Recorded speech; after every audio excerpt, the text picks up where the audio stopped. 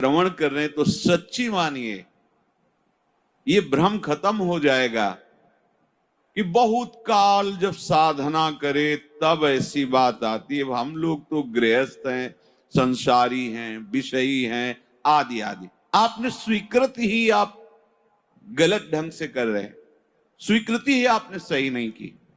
हम गृहस्थ हैं, हम अमुक हैं, हम सब देह भाव की स्वीकृति। प्रभु कह रहे हैं ममैवांशो, तू मेरा अंश है, मेरा बच्चा है, मेरी आत्मा है। फिर ऐसा क्यों आप स्वीकृति नहीं कर रहे कि प्रभु मेरे हैं? सच्ची मानिए प्रभु ही अपने हैं। सच्ची मानिए प्रभु ही हमें बहुत प्यार करने वाले मित्र मिल गए, नहीं तो कोई नहीं है यहां, केवल भ्रम है। मानो प्रभु की बात को मान लो, निहाल हो जाओगे। वो इसीलिए बोल रहे हैं, इसीलिए बोल रहे हैं कि हम निहाल हो जाए, परमानंद में मगन हो जाए। प्रभु अर्जुन जी को कह रहे हैं सुख दुखे समय कृत्वा लाभा लाभो जया जयो। ये कर्म भूमि है, हमारा यहां जन्म हुआ है। अपने शुभ और अशुभ दोनों कर्मों को मिटा करके वो परम लाभ जो किसी कर्म से नहीं होता वो हम करें। वो कौन सा कर्म है जो हमें परम लाभ देगा? तो कह रहे हैं जय और पराजय में समान भाव रखना ही वो समता रूपी महान धर्म है जो तुम्हें बचा लेगा। बड़े से बड़ा शुभ कर्म भी फांसी ही है। चाहे सोने की जंजीर से फांसी लगाओ और चाहे रस्सी से फांसी लगाओ, मरोगे तो है ही। ऐसे शुभ कर्म भी फांसी ही है। लोक लोकांतर में भटकना होता है, विश्राम नहीं होता। और अशुभ कर्म तो है ही, कहना क्या है उसको। हर शरीरधारी से ये दो प्रकार की क्रियाएं होती ही हैं। कहीं ना कहीं शुभ कर्म होता है, कहीं ना कहीं अशुभ कर्म। कोई ऐसा नहीं है जो इन दोनों कर्मों से युक्त ना हो। बड़े बड़े ज्ञानी जनों के शरीर के द्वारा भी ये दो क्रियाएं हो जाती हैं, पर वो अपने को अलग कर चुके हैं। वो अपने स्वरूप में स्थित हैं, कर्ता भाव रहित हैं। इसलिए ना शुभ उनका स्पर्श करता है, ना अशुभ स्पर्श करता है। वो जान के कोई क्रिया नहीं कर रहे, संकल्प करके क्रिया नहीं कर रहे, स्वाभाविक हो रही। अब उसमें कुछ भी ऐसी घटना घट जाती है तो उसके वो करता नहीं है। इसलिए कहा गया कि जो आत्मज्ञानी महापुरुष है, अगर उसके द्वारा बड़े से बड़ा शुभ कर्म हो जाए तो कोई उसका पुण्य फल नहीं होता, और बड़े से बड़ा कोई पाप कर्म बन जाए तो उसका कोई अपराध नहीं होता, क्योंकि कर्ता भाव से रहित है। ये सबकी समझ में नहीं आएगा, ये आगे की बातें हैं जहां अहंकार समर्पित हो जाता है। कैसे नहीं उसको अपराध लगेगा? उसके शरीर के द्वारा हो रहा है। तो जैसे हमारे इस प्रदेश में जितने भी प्राणी वास करते हैं, फिर देश में, फिर हमारे विश्व में, तो हम एक प्रदेश से लेते हैं। कितना अशुभ कर्म होता है और कितना शुभ कर्म होता है। क्या आपको दोनों का दंड मिलता है या पुरस्कार मिलता है? या आपको हर्ष होता है या शोक होता है? या सुख होता है या दुख होता है? नहीं होता। क्यों नहीं होता? क्योंकि हमारा संबंध नहीं। हो तो रहा है, शुभ अशुभ कर्म हो रहा है प्रदेश में, देश में, क्योंकि कोई भी शरीरधारी कर्म किए बिना रह नहीं सकता। और जो शास्त्र सम्मत कर्म करते हैं वो भगवत मार्ग के पथिक होते हैं। वो साधारण उनकी गणना नहीं आती शुभ अशुभ में। वो तो भगवत धर्म का पालन करने वाले होते हैं। वो तो महात्मा होते हैं, भक्त जन होते हैं, प्रेमी जन होते हैं। वो त्रिगुणातीत अवस्था की तरफ उनकी गति होती है। पर साधारण प्राणी प्रायः क्रिया किए बिना रह नहीं सकता। क्रिया होती है, और क्रिया जब अहम से होती है तो कहीं ना कहीं लाभ बुद्धि, सुख बुद्धि होती है। इसके कारण वो ये समझ नहीं पाता है कि धर्म है कि अधर्म है, और बढ़ता चला जाता है। कहीं खूब पापाचरण होते हैं, कभी कोई संयोग बन गया तो पुण्याचरण भी होते हैं, लेकिन आपको क्या फर्क पड़ता है? पूरे विश्व में दोनों प्रकार के कर्म हो रहे हैं, आपको क्या फर्क पड़ता है? कुछ नहीं। क्यों? क्योंकि उसका हमारा कोई संबंध ही नहीं है। समझ लीजिए। तो ऐसे ही विश्व का एक ये नमूना है, स्थूल शरीर, सूक्ष्म शरीर और कारण शरीर। जो भगवत तत्व के ज्ञाता महापुरुष जन होते हैं, बिल्कुल जैसे तुम्हारा प्रदेश के शुभ अशुभ कर्म से कोई संबंध ना होने के कारण न हर्ष है, न शोक है, न दंड है, न पुरस्कार है, ऐसे ही इस शरीर के द्वारा हुए शुभ अशुभ कर्म उसे बांध नहीं सकते। जिसने अपने स्वरूप को अलग करके इनसे संबंध त्याग कर दिया। हमें हर्ष शोक दूसरे की क्रियाओं से इसलिए नहीं होता कि हमारा संबंध नहीं। ठीक ऐसे इस शरीर से जब ज्ञान प्राप्त हो जाता है, बिल्कुल जैसे भगवान ने कहा कि पुराना वस्त्र त्याग कर नए वस्त्र को धारण करते। सांप ने केचुल छोड़ दी, कोई संबंध नहीं। पुराना वस्त्र फेंक दिया, उसे कोई जला दे, कोई कुछ करे, कोई संबंध नहीं। वो उत्तम जगह में रखा जाए या अधम जगह में, कोई संपर्क नहीं रहता। ये देहाभिमान होने के कारण, देह भाव होने के कारण हमें अपने कर्मों का भोग भोगना पड़ता है। अब हमको जो भगवान उपदेश कर रहे हैं कि इस कर्म जाल से कैसे मुक्त होना है, क्योंकि अवश्य में भोक्तव्यम कृतम कर्म शुभाशुभम, भगवत वाणी, भोगना पड़ेगा निश्चित। अब कोई ऐसा उपाय जो हम इन कर्मों के जाल से मुक्त हो सके। भगवान कह रहे हैं कि जो भी आपके द्वारा हो रहा है, जो भी आपके द्वारा हो रहा है,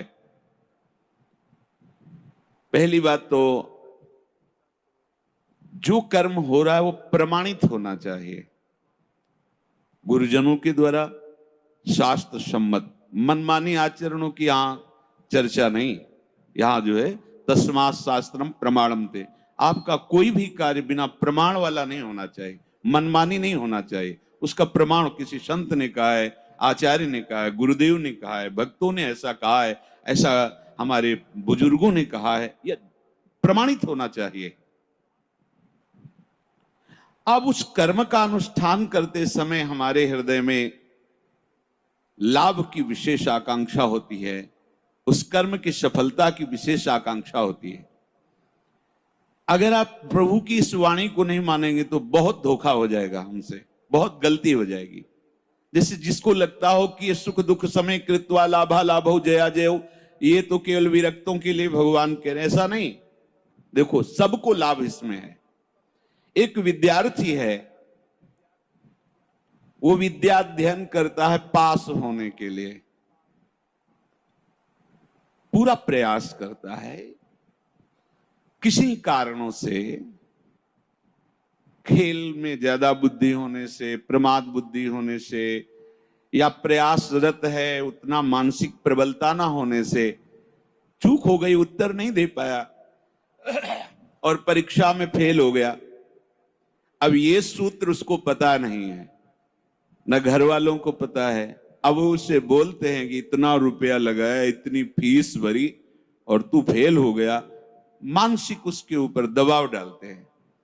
वो शास्त्र ज्ञान से रहित, विवेक रहित बालक विचार करता है, घर वाले भी असंतुष्ट हैं और पास भी नहीं हो पाया, अब क्या करें? बोले मर जाना अच्छा है। देखो कई ऐसी घटनाएं सुनने को मिलती कि अमुक विद्यार्थी फेल हुआ तो उसने आत्महत्या कर ली। ये क्यों हुआ? ये विवेक ना होने के कारण। ठीक है, इस बार फेल हुए हैं तो अगली बार हम प्रयास करें जहां हमारी कमी रही। अगली बार भी फेल होते हैं तो केवल पढ़ करके, विद्या या अध्ययन करके ही जीवन रखना होता है क्या? अगर विद्या नहीं है तो वो जीवन नहीं है। अरे भाई ऐसा नहीं है, जीवन नष्ट करने का अधिकार तुम्हारा नहीं। किसी कार्य में असफलता होने पर अगर हम अपने जीवन को नष्ट कर देते थे तो बहुत बड़ा अपराध बन गया, बहुत बड़ी दुर्गति का कारण बन गया। हमें जो अवसर मिला था उन्नति का, हम अवनति में बदल दिया, बहुत बड़ी हमारी पराजय हो गई। इसलिए समता आना अति आवश्यक है। हमें तो लगता है कि सबको सत्संग सुनना चाहिए, भगवत प्राप्ति के लिए ही नहीं, समाज में जीने के लिए भी सत्संग की आवश्यकता है। आसुरी बुद्धि पशुता का नाश करने के लिए सत्संग समर्थ है। एक किसान है, हजारों रुपए लगा करके मेहनत करके, बहुत बड़ी मेहनत होती किसान की, बहुत मेहनत होती, बहुत बड़ा तपस्वी होता, वो जान नहीं पाता है अज्ञान की धरा में होने के कारण। जिस ठंडी में आप वस्त्र त्याग नहीं करना चाहते, पूरी रात रात पानी लगाता है गेहूं की खेती में, बड़ी मेहनत करता है। जब फसल काटने का समय आता है तो वर्षा और ओले हो जाते हैं, पूरी फसल नष्ट हो गई। कर्जा लेकर उसने खाद पानी लगाया था, बेटी का ब्याह करना है, बच्चों को पढ़ाना है, अब फसल नष्ट हो गई। कर्जा कैसे देंगे, परिवार का पालन पोषण कैसे करेंगे? इससे अच्छा है आत्महत्या कर लो। कई ऐसी घटनाएं, हम जिस कार्य में चलते हैं असफलता मिलती है तो हमको एक ही उपाय दिखाई देता है कि हम अपने को नष्ट कर लें। भारी मूर्खता। ये जो प्रभु उपदेश कर रहे, सबके मंगल के लिए उपदेश कर रहे हैं। छोटी छोटी बातें व्यवहार की। हमारा ब्याह हुआ, हमारी भावना में जो पत्नी थी वो वैसी नहीं मिली। अब हम जो सफलता चाहते थे इस क्रिया में, उस सफलता, अब द्वेष शुरू, विषमता आ गई। कैसे कैसे पापाचरण होने लगते हैं, कैसे कैसे पीछे कितनी ऐसी घटनाएं सुनने को मिल। राक्षसी बुद्धि। ये केवल बैरागियों के लिए, विरक्तों के लिए, संतों के लिए प्रवचन होता है, ऐसी बात नहीं। ये सत्संग ऐसी मति बना देगा कि आप समाज में रहते हुए भी बड़े आनंद पूर्वक सबको आनंद प्रदान करने वाले बन जाएंगे। ये जो जय और पराजय का, लाभ और हानि का, सुख और दुख का हमारे ऊपर प्रभाव पड़ता है, जब तक हम नाम जप करके अपनी बुद्धि को पवित्र करके समता में नहीं लाएंगे, तब तक बात बनने वाली नहीं। जगह जगह आप देखो, जगह जगह जहां कोई हारता है तहां वो निराशा अपने ऊपर ले आता है। हारना जीत का एक संकेत है। ऐसा मत समझो कि हारना पतन का संकेत है, नहीं। जो उत्साह संपन्न है, जो विवेकवान है, वो देखते हैं कि मैं कहां से हारा, कौन सा वो बिंदु है जहां मैंने चूक कर गया। विवेकवान तुरंत उसे संभालते हैं, आगे चलते। फिर हार होती तो फिर हमें आगे बढ़ना है, ना कि हमें शरीर नष्ट कर देना है, ना कि हमें इतना चिंतन बिगाड़ लेना कि डिप्रेशन में पहुंच जाए। हर परिस्थिति हमारे कर्म के अनुसार रची गई है। अब हमको संभालना होगा, उस कर्म के प्रवाह में बहकर हमें नष्ट नहीं होना है। इसीलिए भगवान यहाँ के ततो युद्धाय युज्यस्व। तुम अपने कर्तव्य कर्म करने के लिए कमर कस के खड़े हो, उत्साह संपन्न बनो, तुम्हें बिल्कुल पाप नहीं लगेगा। नैवम पापम अवाप्स्यसि। बस तुम एक काम कर लो, जय पराजय में समान भाव लाओ। जो आपने माना हुआ लाभ है, अगर हमारा पूर्ण नहीं हो रहा है तो हमें निराश नहीं होना। इस बार हमारा व्यापार सफल नहीं हुआ, इस बार अध्ययन हमारा ठीक नहीं हुआ, इस बार कृषि में हमें कमजोरी, अन्न की प्राप्ति नहीं हो पाई, हमारी खेती कमजोर हो गई, कुछ भी, कहीं भी, कैसे भी निराश नहीं होना। रात है तो दिन आएगा, आप धैर्य रखिए, प्रकाश होगा। अंधकार में उबिए नहीं और प्रकाश में फूलिए नहीं। अभिमान मत कीजिए, अंधकार आने वाला है। इसलिए सम, भगवान कह रहे समय कृत्वा, ये बहुत बड़ी विद्या है। अगर कोई कहे निकुंज में जाने के लिए इसकी क्या आवश्यकता है, तो